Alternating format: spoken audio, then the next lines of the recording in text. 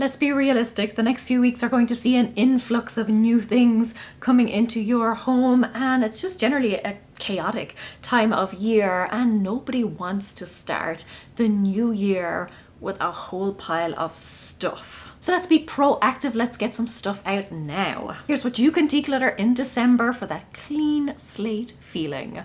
Let's go. Hi guys, it's Laura and I help you live a simpler, happier, more spacious life. And each month I share 10 things that you can declutter to help you take the guesswork out of what to get rid of, because it can be difficult enough. And it is the perfect time of year for this first thing on the list, particularly if you live with other people that are not particularly on board with decluttering, and that is toys. And they don't just apply to kids. Grown-ups can have collections of things and hobbies and stuff. If you struggle to get them to let go of anything, now's the time of year to tackle those things again. You might be very pleasantly surprised by how much they are willing to let go of this time of year. Not only will they need to clear some space, but Santa is going to need some old broken toys that his elves can fix up in the workshop so that he can then re-gift to other boys and girls. That one works particularly well in this household. My daughter is much more willing to get rid of stuff when she knows it's actually going to someone else. Or if you've got a partner, a spouse who has a large hobby collection, also a great time of year to maybe whittle things down to make space for new items to come in. Plus, by re-gifting or donating, they're helping someone else discover that joy and start them on the path to this new hobby. That can be very motivating for a lot of people, just spreading the love of what they love. Next up then is going to be Christmas decorations or accessories. Have you started decorating yet? We have not. I feel like it's getting earlier and earlier every year. It's a great time to do it because you're going to be pulling all of that stuff out of storage anyway. If you don't want it, don't just pack it all back up and like push the problem off until next year. Decorations will be so much easier to put up. You will enjoy the process so much more if you have a curated collection that you actually love. Also a great time of year to go through wrapping supplies, gift bags, tags, ribbons, bows, all those types of things, plus any baskets or boxes or things that you have been saving so that you can use as a container for a gift. And there are two ways you can go about this. The first is just natural decluttering, using up what you have on hand. But then the flip side of it is, do you actually need all of your wrapping supplies, and do you actually use them? For instance, I used to be terrible at keeping ribbons. They were so pretty, I really liked them, and knocking over stuff. I always had great intentions of using them, but I'm just not a ribbon type of person. I will either slap it in a gift bag or I will wrap it in some wrapping paper, and that's pretty much the extent of it. Might slap a tag on it if I need to differentiate between them. It will also help you see if you have an excess of stuff. So this is the year when you're probably going to be giving the most amount of gifts. So if you have everything wrapped and tagged and ribbons and all sorts, and you still have a massive selection left over, it might be a good indication that it's time to whittle things down. And let's face it, I don't know about you, but even though I am using up some of these supplies, I am also getting some of these supplies. You know, I'll be receiving some gifts that will come with gift bags and things, and I will save those. So really, my stock is just constantly being replenished. I used to be so guilty of this next one, but thankfully I have mended my ways in recent years. But that is keeping a gift stash. I used to work in health and beauty, and every year, you know, all of the gift sets would go 3 for 2 for Christmas, and I would just pick up lots of them to give as gifts or just to kind of keep on hand just in case, because invariably someone will give me a gift and I will have forgotten to get them something. So I thought it would be handy to have like a bath set or something on hand. But you end up just accumulating a lot of that stuff. And have you ever been in the situation where you have opened a cupboard or gone into a corner or something and pulled out a gift that you had forgotten to give to someone? This happened to me last year. I discovered after Christmas that I had forgotten to give my daughter a gift. I had stashed it away and then it was like out of sight, out of mind. Now, thankfully her birthday was coming up in April, so I saved it for that. But if you've got a pile of kind of just in case gifts, either again go the natural decluttering way and make a conscious effort to gift them this year, or donate them. Of course, it's fine to keep 1 or 2 on hand. Just ask yourself how long they've been sitting there and who you would really gift them to. If these are really the ghosts of Christmases long past, exorcise them. The power of Christmas compels you.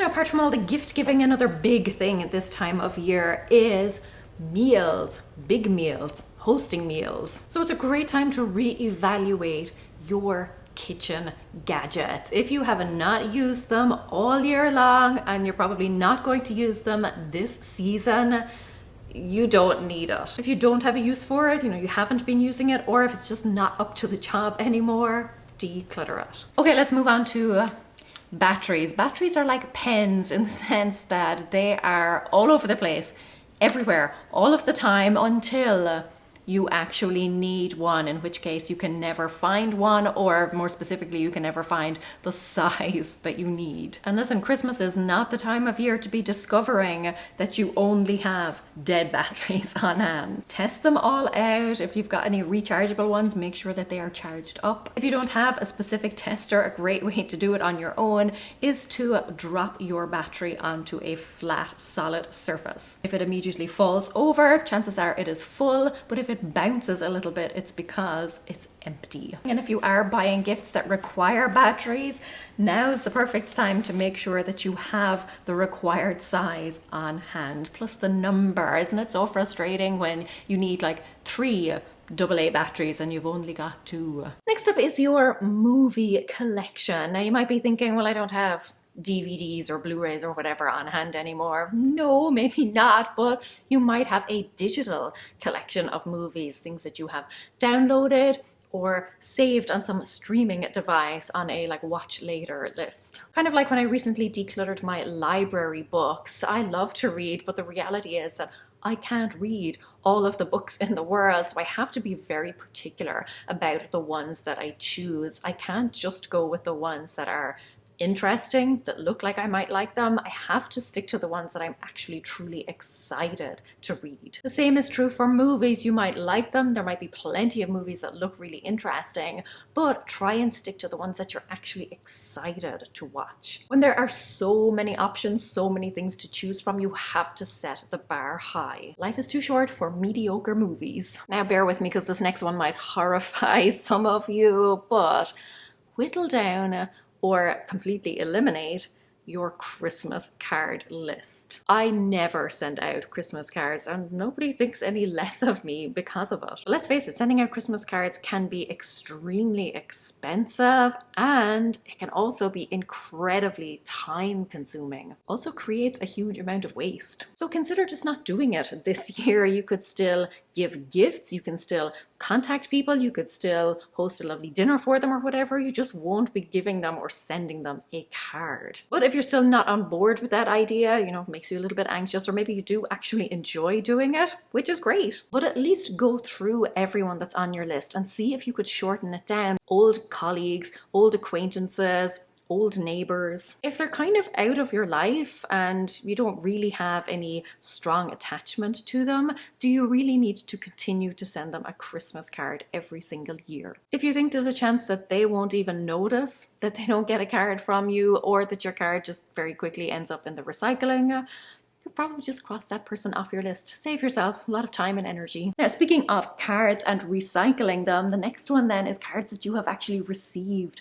over the years. I used to have a huge tendency to keep every single card I received for every single event, including the ones that really weren't all of that special. But a few years ago, I went through them and I made a concerted effort to only keep the ones that were really special to me or were the most recent ones that people have sent me. So I always keep the most recent cards from close friends and family members. But then there are some that are just really meaningful. They have a very personal, lovely message inside of it, or they were to just mark a really important milestone in your life. So while you're pulling out all of your Christmas decorations, look and see if you're still hanging on to last year's Christmas cards. And then this year, make a concerted effort to reuse or recycle the cards after the Christmas season is done. Only keep the ones that are most special to you. Now these next 2, because yes, I'm going to throw in a bonus one, are probably the most important ones from this list. The first is overburdening yourself this holiday season. I mean, it's the time for parties and concerts and Christmas markets and dinners and events and all sorts of things, and it can quickly become like chaotic. It can quickly get out of control and leave you feeling very frazzled and exhausted. Look at your schedule, look at all of your upcoming events and appointments and things, and see where you could cut back if you need to. Do whatever you need to do to give yourself the buffer time and the breathing space to actually relax a little over the holiday season. That's why it's called the holiday season. You're supposed to take some time off and actually enjoy it. If you're really interested in having as stress-free a season as possible, then I have the perfect thing for you. But first, let's just wrap it up by saying that you should also get rid of any guilt. This is the time of year when a lot of us are reflecting on the year that has just been, and maybe it's bringing up some negative feelings. Maybe there were some things that you wanted to do that you didn't get around to, or some goals that you didn't achieve. That's all perfectly normal. You're probably not the same person you were way back in January when you set those goals or when you had those big ideas. Life always just comes along and changes our plans for us. You don't have to feel bad if you just had other priorities this year. You know, there were definitely things that I wanted to do this year, and then my health was just like, nope. And I'll be honest, I sometimes feel very sorry for myself about that. But when I really sit down and think about it, I'm glad is not the right word, but I am grateful that I had this opportunity to really focus in on my health. I was really proactive about it this year, and I've got to the stage where we might finally have an answer for what is wrong with me. That's something that I have been chasing for years and years now, any sort of answer. So yes, while I had other plans and other ideas for things that I would have loved to do this year, I think overall I did focus on what needed to be focused on. And look, the new year gives us all that fresh start. Don't feel bad, don't feel guilty, you did what you needed to do. Now, if you really want a stress-free season, and maybe you love these types of lists where somebody just tells you exactly what to do, they take the guesswork out of it for you, then you're definitely going to want my annual stress-free festivities Christmas challenge. I send you an email every day telling you exactly what to do and how to do it in the best, most relaxing, stress-free way possible. And it includes things like how to find the perfect gift for everyone on your list without breaking the bank. We'll be kicking off on November 30th. Cannot wait to see you there. It's always so much fun. Until then, go raibh míle maith agaibh, agus bheadh mé sibh glua. Slán!